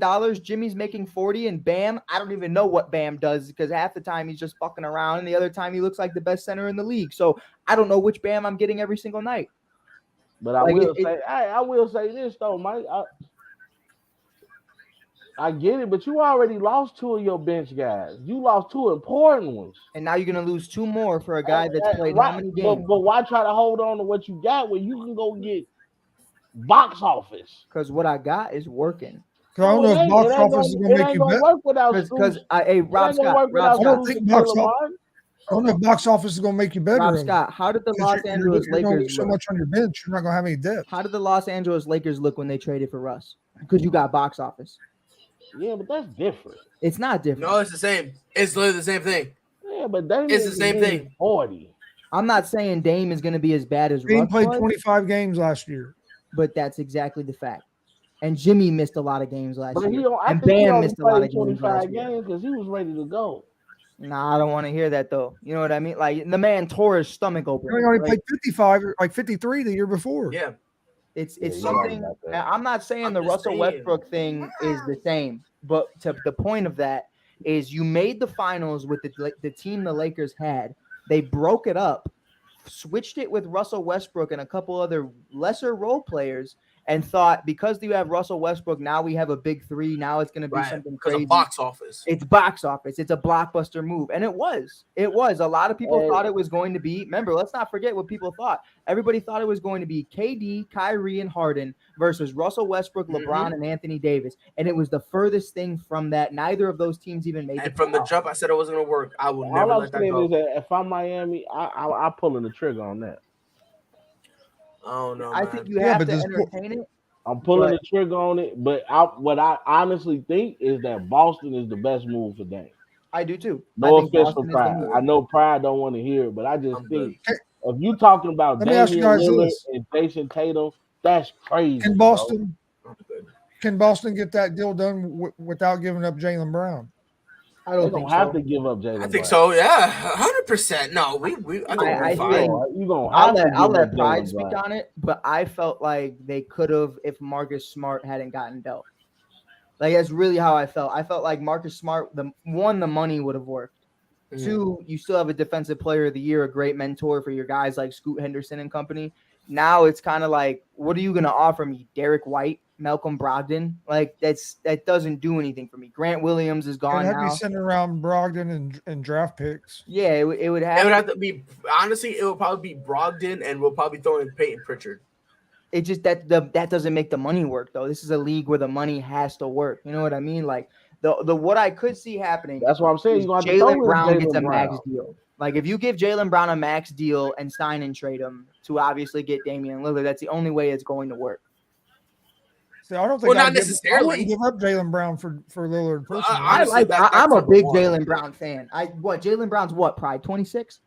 Yeah, Yeah, you're smoking he's like herbs. 25, 26. You're smoking herbs. I'm not trading Thank you. 26-year-old. I've been saying. I get what you're saying, and me and Pride talked about this. I think Jaylen Brown, that year that they played the Warriors in the finals, I think he was the best Celtic on He the was the court. best player in the finals. So respectfully. So I don't know if he currently is he the best player on the Celtics. I think it's an argument, but in the finals, when the stage was the brightest, Jaylen Brown showed up every night. Jason Tatum, there were a few nights where he had less than 15 points, and that happens. I'm not gonna hoe him for it. It's over. It happened. He moved on. You tried, and I did try, but it's over now. I'm not gonna talk about it years from now. You know what I mean? But it's definitely something where first time in the finals, it is what it is. But Jaylen Brown showed you he's got that dog in him, and I think that's the duo you need. Hey, Pride, really quick. What dog does Damian Lillard have in the finals? I mean, hold on. Never been in a final. Exactly. But hold on. Chill out. Settle down. Wild Hunters, right? Is he ever even healthy in the finals? Hold on. Settle down. Stop. Settle down. As much as I said, let's also pump the brakes a little bit here too. I love Dame, right? And like I said, the only reason why I don't think he's gonna win is just because his body's is giving out. That being said, stop pretending like in the playoffs he wasn't cooking everyone in his path. He was cooking. And he was. Let's not forget that. Let's not forget that dude was triple teaming him to let CJ McCollum be open. I want to go back to what you said earlier. What have you done for me lately? I'm just saying. You know what I mean? No, it's the same conversation of what have you done for me lately. He's been there. No. I'm there with you. I understand what you're saying, but what I'm saying is like 3 years. Like you're trying to use the playoffs, and it's like he hasn't been in the playoffs for a couple years because the team is horrible. That being said, when he was in the playoffs, he was an absolute monster. Because you're trying to make it seem like they didn't make the playoffs or they didn't make the finals because of Dame. And I'm trying to let you know, no. He was frying fools. The problem was my point no one else was there with him. They tried to make Jokic as part of the big three, and Jokic was basically collecting disability checks. Right. Yeah, he was worse than Anthony Davis. Man, we had CJ McCollum with a broken back. He's about as triple as I am. Gonzo, don't do it. Don't do yourself like that. Gonzo, did the game come back on? No, it's still rain delay. Oh, man, that's great. It's going to start back up at 3:05. But Pride, my point in that was saying in those brightest moments, I don't know how Dame plays because he's never been there. I know what I can get from Jaylen Brown. You know what I mean? Like, I know Jaylen Brown's going to show up, and I know Jaylen Brown hasn't even entered his prime. Would you say that Dame has left his? No, I think Dame still got a little bit left. But would you say it's his prime? No. Yeah. I wouldn't say it's his prime. Yes. But I think he like at that. If we compared it to food, he's like a good. Okay, maybe not his prime, but he like a good dry age. I hear a sassy child. No, but that's what I'm saying, Rob. You understand the same thing. He's not in his prime, but he like he's not. Yeah, he's not in his prime, but he's not a bum either. He had like he like sitting at his peak right now. LeBron and Dame are in the same boat with me right now, and Dame's just a lot younger, and it's happening a lot faster. LeBron is still out there averaging 30, but it's not what Bron was. And it's like you understand that this is still a very productive 30 points. No, sir. But I think Dame Milwaukee is the team to beat in the East. Just to answer your question, I think Milwaukee would be an interesting one too for Damian Lillard, though, as well. Like, I mean, it would have been interesting if they didn't bring back Chris Middleton. I think we're 100%. I honestly would have thought that they probably would have been the biggest team to try and go get Dame if they didn't bring back Chris Middleton. Do you think that's why they brought back? I think that's why they brought him back because they didn't want to risk it. I don't think they were like, there's no point in us letting Chris Middleton walk and then we don't get Dame. Now look at us. You see what I'm saying? Do you think they brought him back to trade him? It's a possibility, but at the same time, like respectfully, Chris Middleton for Damian Lillard, like they do have all the draft picks in the world, though. Easy. I mean, maybe Drew Holiday, but even then, I'm taking Drew Holiday over. Oh, I'm a big Drew Holiday guy. I was about to say the same thing. I'm a little biased. I was the one that told people when they got Drew Holiday. I said that's a ring. Dude, it was, dude. And he's one of the best defensive guards in the league right now. And I think that's something that just gets overlooked. Like, this guy is a monster. And real quick, let me just touch on something real quick. Gonzo, can you bring up that last comment for me, please? Why does Damian talk about fucking Lonzo Ball every fucking show? I don't know, trying man. So hard I to don't move know, on, man. bro. I just want to move on and be happy. So I just want to say one thing because people are saying how we lost Smart, Grant Williams, and Robert Williams injury prone. Robert's okay, right? And here's my thing. So we got rid of Marcus Smart, which hurt. Grant Williams, which didn't, because if anyone watches Celtics basketball, we didn't play him for a long time at the end of the season, and he had a lot of DMPs in the playoffs, but no one wants to talk about that. And he got his curb stomped on. That was okay. And Gallinari, who again didn't play, and Mike Muscala, I forgot Gallinari. for Kristaps Porzingis, Jordan Walsh, and a plethora of picks that we can still use to wheel and deal. A plethora of picks that we can wheel and deal.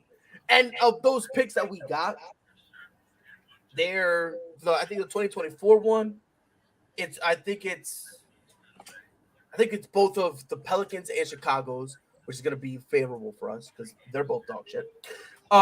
Thank you. And then Miami's going to be a 2020 in Miami, which they're going to be horrible. So thank you there. And then a 2025 from Toronto, who is a year away from being terrible. So we're chilling right now. Hold on. We still got Derek White, and we still got Malcolm Brogdon, the same Malcolm Brogdon that a lot of other people in the league are so interested in, so we'll be able to make moves. I don't see that. So what? Is he healthy? That's why the one trade fell apart, right? Yes and no. It was more along the line. Like, he can still be traded, but it's just more along the lines of if the team really wants to trade him. It's not the same thing as I already see it. And is this the guy that everyone's saying Boston fans are losing sleep over being? I don't know, man. I don't know.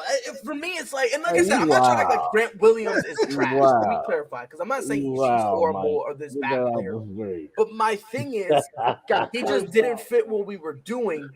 Because you're trying to win games. The only time we really played him is if someone was hurt or in foul trouble. Hey, he is the reason Jimmy went crazy.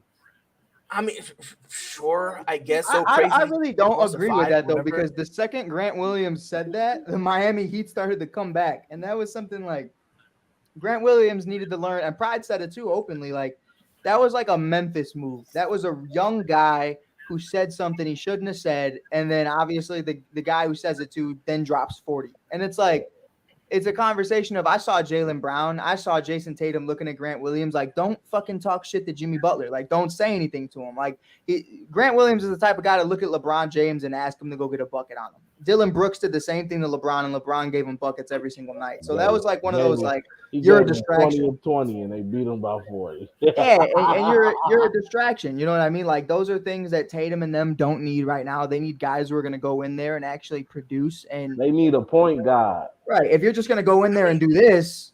But like, my thing is like, and it's not even just like the talking stuff. Like, that's not even my thing. He's just a like goofy. in this lineup, he's not good enough to consistently get minutes. Like, that is another issue that no one wants to talk about. Everyone will talk about how last year he dropped 27 in Game 7 against the Bucks, and that's what helped us propel us to the finals. Yes, you're right. But this year, he struggled to get minutes because he's been getting outplayed by virtually everybody. And the only time he's really gotten those big minutes was when Time Lord went down. And even then, when he went down, we tried desperately to find someone else to fill that void, because in terms of shooting, like, I love Marcus Smart. His 3-point shot is, it's not that he's a bad 3-point shooter. He just wants to take sometimes ill-advised shots. I got someone who does 2 times as many ill-advised shots in Grant Williams. A guy who when he throws to penetrate, loses the ball more than Jaylen Brown. Like, you all wanted to slander Jaylen Brown for like a little bit. Like, he loses the ball more than him. I got a dude who can dunk. Like this is my biggest problem. I started to slander Jaylen Brown, but then I was like, you know what? He was put in a position where his ride or die homie got hurt at the beginning of the game, and it was like everything kind of fell on him. He was trying to do too much. He was. Well, he had no felt choice. like he had no choice. Yeah. Yeah, you know what I'm saying? And that's why I didn't want to hurt his name too bad, like, because he was doing everything he could, because everybody else acted like, oh well, it's game 7, let's give up. And Jalen was like, hell no, it's game 7, let's play. But here's my thing, and I've said this before, and no one ever knows what I mean by it, even though I explain it, because some people are just dumb. Not Jaylen Brown. Grant Williams is Nelson Aguilar. And what I mean by that, that's a good like he can make these hard plays.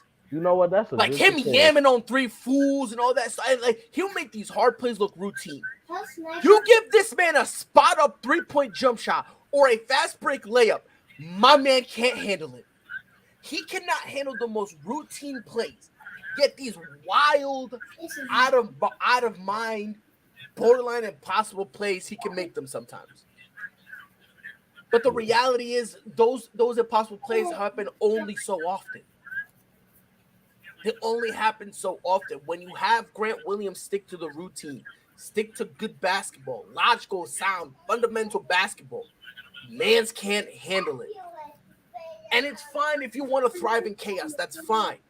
But the reality of the situation, chaos doesn't happen every single game. And if you got to rely on chaos to win, that's like a boxer trying to rely on emotion to win. It doesn't work. It doesn't work. If you got to rely on being angry and building yourself up and getting yourself mad to win, it's not going to work in the long term.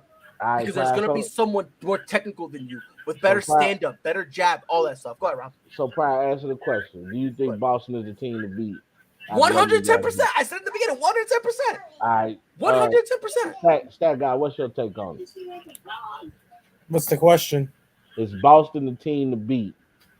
Now that they lost, Grant Williams, lost Marcus Smart, Robert Williams is injury prone. Are they still the team to beat in the East? It's between them and Miami. And I'm putting Miami up there because of Eric Spoelstra. I'm not. So you don't think Milwaukee? I'm not putting the Bucks up there because they fired a guy who never should have been fired, and they replaced him with an unproven head coach in Adrian Griffin. But they still got the same roster. It don't matter. You can have the same roster all you want, but when you have a coach that's coached that roster for 5+ years, and now you're bringing in a new coach who came from a different organization, who's going to be bringing in a different system with different assistant coaches, it doesn't matter if you have that same roster. They don't have the continuity with Griffin that they had with Budenholzer. It worked for Steve Kerr. People will argue that. That's different. You got to remember, though. Where was Steve Kerr before he got to Golden State? Udoka was able to come in with Boston and take them to the finals. Where was Steve Kerr before he got to Golden State, Rob? He was a GM in Phoenix. And he built the Phoenix roster the exact same way Golden State's roster was built. Right, but so Golden State wasn't coached. So he knew how to coach with that roster because he already put a roster like that together in Phoenix. I get what you're saying, but Adrian Griffin has been assistant coaches with some pretty great head coaches. He has been, you yes. But you argued the fact that he's coming in, even though the roster is still the same, they're not used to his coaching style. Golden State went from Mark Jackson, who was a get a ball to Steph and let Steph go to work and everybody follow Steph, as opposed to Steve Kerr will say, we're going to run this motion offense and everybody's going to touch the ball. That was a completely culture shock too. Would you agree? It was, but at the same time, the Bucks had Nick Nurse basically eating out of the palm of their hands to coach the Bucks. And yet, for whatever reason, they thought Adrian Griffin, who is 33-57 as a head coach, was a better option than the guy that has over a .615 winning percentage. Hold on, time out. Let's also dispel some of the false narratives that you're spitting out there. Okay. First and foremost, he deserved to be fired. Okay. Now, people say yes, 110%. I wouldn't say that at all. You don't have to say it, but again, I'm gonna tell you what I told Rob. That's why you're here. I partner. But look, doing the same thing over and over and over and expecting a different result is the definition of insanity. If you want to make an argument that the Bucks winning was a one-hit wonder, if you want to say that they got fluke and lucky, to each their own. A lot of people feel that way. Some people feel like they deserved it. Whatever the case may be. Outside of that, The Bucks have done the same thing and been losing. Like, let's be honest here. Let's keep it a bean out here. They had to, they were doing the same thing before they won the championship. What was it bringing them? Disappointment. I'm not going to say failure because then someone's going to go, oh, but what about what Giannis said this postseason? So I'm not going to do that. This is the same moronic idiot who called it failure before. But hey, teach their own, consistently something he's never learned. See, people can be a failure, but not, you can have a failed thing, but not be a failure. Right.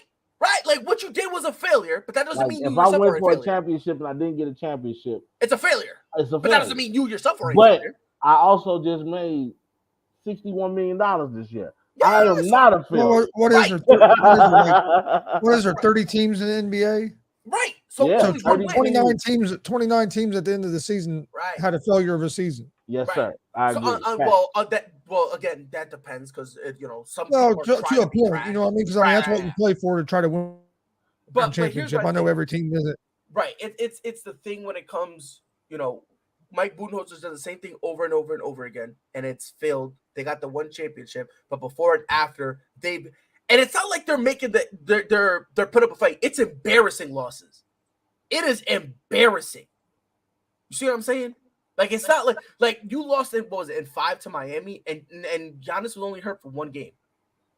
Yeah, that was a bad look. Like think about it, he was only hurt for one game, and in that one game that he was hurt, the Bucks won. So Atlanta put up more of a fight. Like let's keep it up. You see what I'm saying? So it's like, so you see that, and then on top of that, you want to talk about inexperience. Let's remember here, when Mike Budenholzer, before he went to the Bucks, where was he? He was with Greg Popovich, wasn't it? He was in Atlanta. But wasn't he an assistant with Greg Popovich? I'm talking about as a head coach still. I'm talking about as a head coach. Oh, yeah. He was in Atlanta. Yeah, because after that, no one wanted Mike Budenholzer, so he had to be an assistant. But here's my thing.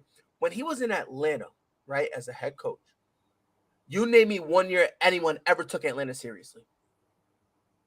Shit, nobody take them seriously now. Thank you. Even the year when they had the best record in the league and they were the number 1 seed. I've said it before and I'll say it again. Atlanta was the best team in the league? At one point, yes, they were the number 1 seed and had the best record in the league. I forgot all about that. And I've said this before, and I'll say it again. I've said it. In my top 3 worst number 1 seeds of all time, Atlanta's up there. Was that with Joe Johnson and them? Yes, it was with Joe Johnson, Jeff Teague, Al Horford. I think Paul Millsap was there too. Yeah. Like they were the number 1 seed. Paul Millsap. And like I remember when Melo dunked him. Right. And again, it's the same thing. I'm looking at a guy who, and this is honestly one of the biggest problems Milwaukee has had. When things don't go right, he doesn't know what to do. Like if Giannis goes and dunks on everyone and Jalen Green and starts Jalen Green in the league. Hey, Mike. Everything is fine. Everything is fine because it's going according to plan. When plans diverge a little bit, that's been Mike Budenholzer's biggest knock his entire tenure. The man cannot evolve. When things go left, he doesn't know what to do because he doesn't have that creativity. He doesn't have that in him where things aren't going right. Okay, well let's adjust. So it's safe to say you think Milwaukee gonna be better without Budenholzer? I think they're in the same spot. You don't like Adrian Griffin? No. I'll be honest with you. I think the reason why Milwaukee didn't Adrian Griffin play with the Bulls? I think so. That yes. Sound familiar? He played with Mike. He was he was an assistant with Nick Nurse for years, right? Yeah. I don't think he's gonna be like great or anything like that. But again, you're looking at this roster. All jokes aside, this roster sucks. But I don't think Budenholzer should get all of the blame. I mean, I'm not. You gotta look at the players too. No. You got to show up and play. Can we name 5 people? He deserves all of it. I'm not saying he deserves all of it. That being said, he did deserve to be fired. So you saying he like Doc Rivers because Doc Rivers so overrated. Who's the best player? I hate to say that, bro. Kind of, but kind of. Because for me with Doc, at least Doc tried, right? Especially his last step over in Philly. That's what we calling that. We calling that trying. No, he mean, did. When they were all selling out, what was he doing? He was when looking your at players James saying, can't hey, average 10 points. What are you But gonna do? Like, you shouldn't throw like, your he players tried. under the bus, though. But hold on. They Was did he not wrong? deserve it. Was he Thank wrong you. about Ben No, I'm Simmons? not saying he was That's what I'm wrong. saying. Don't He get wasn't me wrong wrong. about Ben Simmons, though. I'm Was not he? saying, I'm talking about James he Harden. was wrong, but what I'm saying is, No. But as a coach, you to can't Rob's do that. point, You can't to do Rob's that. point, though, what Not happened with Ben eventually. Simmons? Doc Not Rivers got a lot eventually. of shit for throwing Ben Simmons under the bus, and then Ben Simmons immediately went to Brooklyn and did the same shit, and now they want him out of there, and Ben Simmons still isn't held accountable. So Doc wasn't wrong about any of them. James Harden's been a sellout his entire about to career. go to Houston, ain't he? Huh? Supposedly, but we'll see what happens. I think Ben Simmons about to go to Houston. They will have the biggest group of bitches. Doc He in about wasn't- to go. Holy- He Doc about to go wasn't get some wrong free about- money in Houston too, because that's all. he's Jalen doing. Green, What you say, Dylan Gonzo? Brooks, I and was Ben just saying- Simmons. I was just saying Doc wasn't wrong for what he was saying about Simmons, but as a head coach, I think he handled it wrong. You can't throw your players under a bus. See, but publicly. here's where I'll agree. draw back with that, I Gonzo. agree. If your player doesn't want to play and be a part of this team, then you're not my player. But Get you the fuck say, outta here. but you still you say that behind closed door. No, because it's not fuck just you. the message That's that how you it is. gave. It's not the message that you gave to Ben Simmons. It's the message that the rest of the team is receiving. It's the So message that you give to the rest of the telling team me that you if can't it's do just that if shit. it's one of these days that I just don't have it, you know what I'm saying? Because sometimes when you don't have it as a player, you don't have it. You And look that's fine. bad. But when one You of telling those me you gonna days, throw me under the bus too. when one of those days turns into 3 years of you not doing shit, it's a problem. I get you, but still, all that need to be happening behind closed door. It's called professionalism. But hold on. You But got here's the thing. It's also called though accountability. That's And if I'm Doc and Rivers, I'm letting accountability motherfuckers is know. within professionalism. I'm gonna hold you but hold on, accountable, Rob. just not in front of everybody. But Rob, hold on, time out. So number one, the only problem I have with Doc Rivers is him putting it solely on Ben Simmons. Right, That was there's the a only lot that problem I went had. into that. Right, because I'm like, what about Joel Embiid turn the ball over 10 times? Don't do that. I think Thibault missed some crucial free throws. So my only thing was don't blame it only on him. Hey, can I? That being said, sidebar, I'm starting to think Joel Embiid is a little overrated. Oh, he is. Wait, I've been saying that for how long? I have been screaming that, and people hate me. Oh, I agree. bro, please me. But I'm gonna say this one thing, and then I'm about to go because I'm getting me mugged, and I don't know if I want to be an accomplice in my murder. So I'm gonna say this one thing, and then I'm about to dip. I do. No, When it comes to Doc Rivers, him basically throwing Ben Simmons under the bus. If he had thrown the whole team under the bus, I don't have a problem with it because he's been there for a while. That's one. And two, you're telling me that he has not talked to Ben Simmons privately one-on-one. He has not talked to Joel Embiid privately one-on-one. He didn't dress them down in front of the team. It's the same thing Greg Popovich did. The same thing. He will talk to you. You don't want to listen? Okay, I'm embarrassed you in front of the team. Still don't want to listen? Oh, I'm frying your will to live. He did the same thing with Steven Jackson. Talk to him one-on-one. He ain't want to listen. Dress him down in front of the team. He ain't want to listen. Holler him at the meeting, and now if you listen at Stacks, he tries to tell a false story, talking about, oh, yeah, he was always mean to me. Nah, you an idiot. That's just the reality of it. And I don't have no problem with him coming. If you come out and your first play is I'm going to the media, I'm with you, Rob. That's one thing.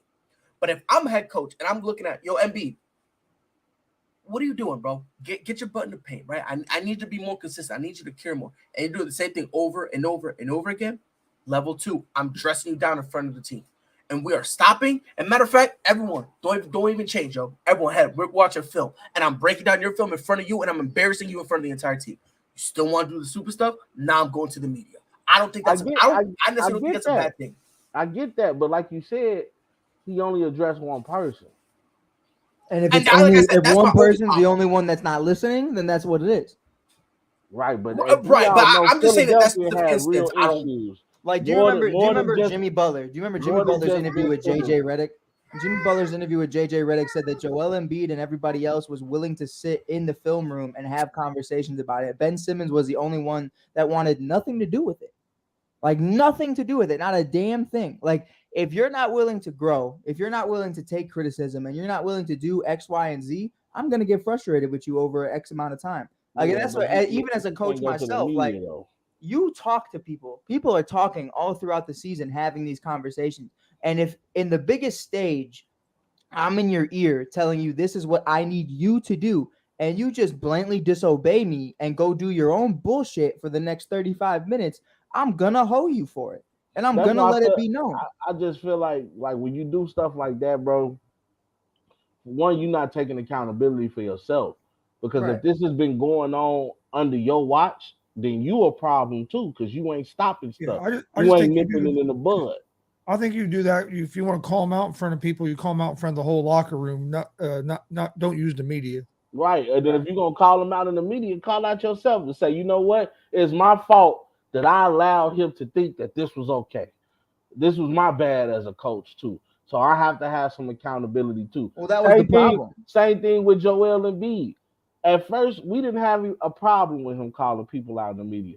But then after playoff after playoff after playoff, you hurt and you don't show up when the light's the brightest. Now you trying to call out Tyrese Maxey, who was out there hooping harder than everybody on the court. Yeah, he's a dog. You know what I'm saying? And you talking about me and James can't do it by ourselves. No, Tyrese can't do it by himself. That's my problem. Be accountable. If you going to call somebody out in the media, then your shit better not stay. That's what I'm saying. For sure. Let's get the final thoughts, guys. Yes, I know you got to go get to your other show, but hey, Gonzo, let me just say, I know we say it all the time. Ladies and gentlemen, the hardest working man in the sportscasting business, baby. My boy Chris Gonzo. I second that. I don't know if I'm the hardest working, but I try to do what I can. Hey, you get it. That's what a real hard worker says. That's a real man reply. Just a modest person, man. Mm-hmm. But yeah, my final thoughts is, man, honestly, I'm getting real excited. Football season is about to come back around. I've been watching the NFL lives. I've been watching the NFL talks, man. I'm starting to get excited, man. I really feel like the Bears gonna do something. Been having some good conversations with people in the city.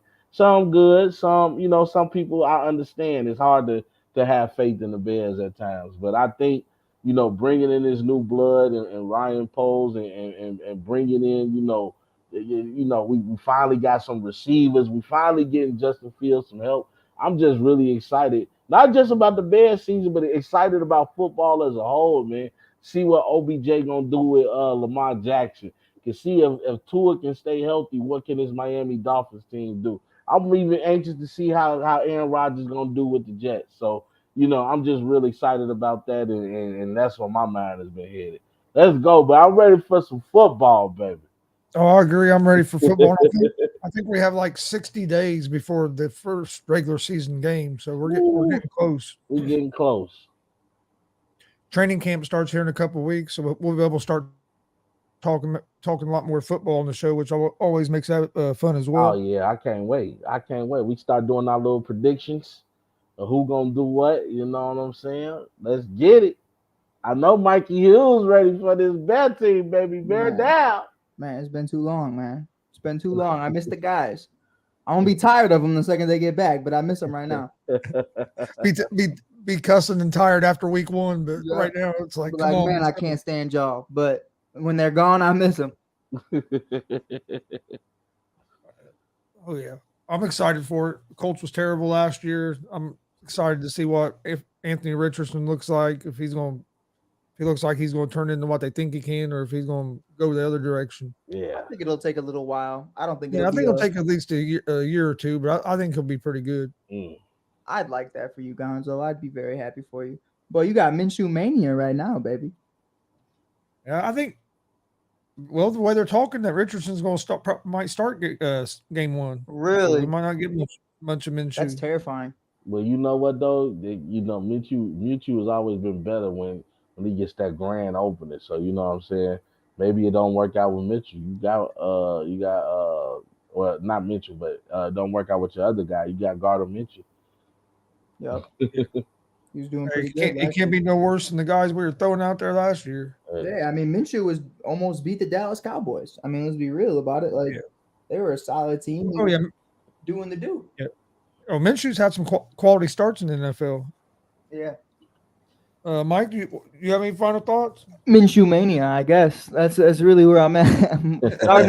Gardner Minshew on the money line, I believe, is like plus $1 million for the MVP. Put a $5 bet down right now. Hey, you come up with something. Yeah, don't lose your $5. Unless you need it. Yeah, you can save that $5 for something else more I'm important. telling you. Hey man, just remember who told you about that $5 when it works, and who told you to save it. You know what I mean? Like, Hey, if you win, let me hold something.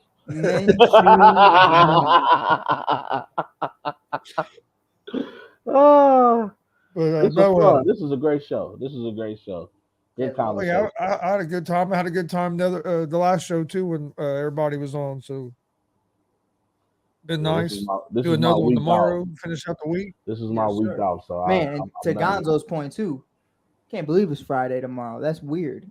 I can't. I believe it because when you on vacation, that week fly by. I'm telling you, boy. Yup.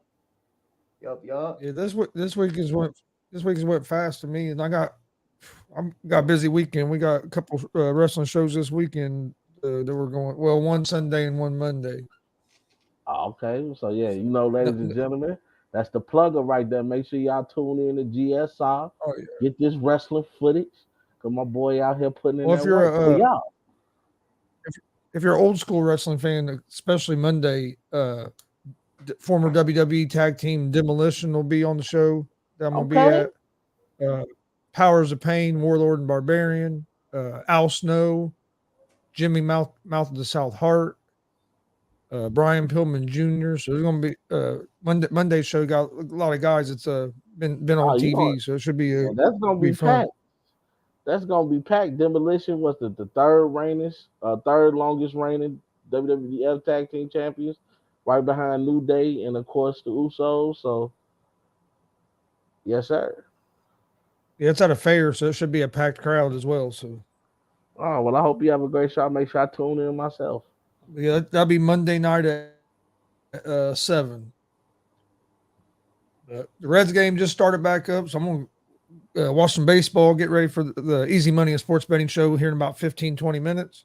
But we appreciate everybody watching. This has been the ASAP Afternoon Blitz. Please hit that subscribe button on YouTube at ASAP All Sports All Plays Network and at Gonzo Sports Room. Follow us on Facebook, Twitch, Twitter, Instagram, all that good stuff at the ASAP Sports Network. And follow Wild 2 Cents. I'm coming back, baby. I'm coming back. I just got my StreamYard. It's going down. Finna make my new intro video. Rob's 2 Cents is coming back for the football season, baby. Peace up. ASAP out. Oh, yeah. Glad Rob 2 Cents coming back. Check out Mike Hughes at the Shy Kid as well. We'll see everybody tomorrow at 1 p.m. Eastern for another episode of the ASAP Afternoon Blitz. Have a great Thursday. Yes, sir. Your mama. All sports, all plays. Yeah. All sports, all plays. All sports, all plays. 365, we making up plays. We talking the game, get you through the days. We're high in the court, the dime in the lane. Variety topics, living the same. All presentation, sports information. Hitting the airways, taking the nation. All sport, all plays, like working your faces. Grace at the field, so tie the laces. All sports, all plays.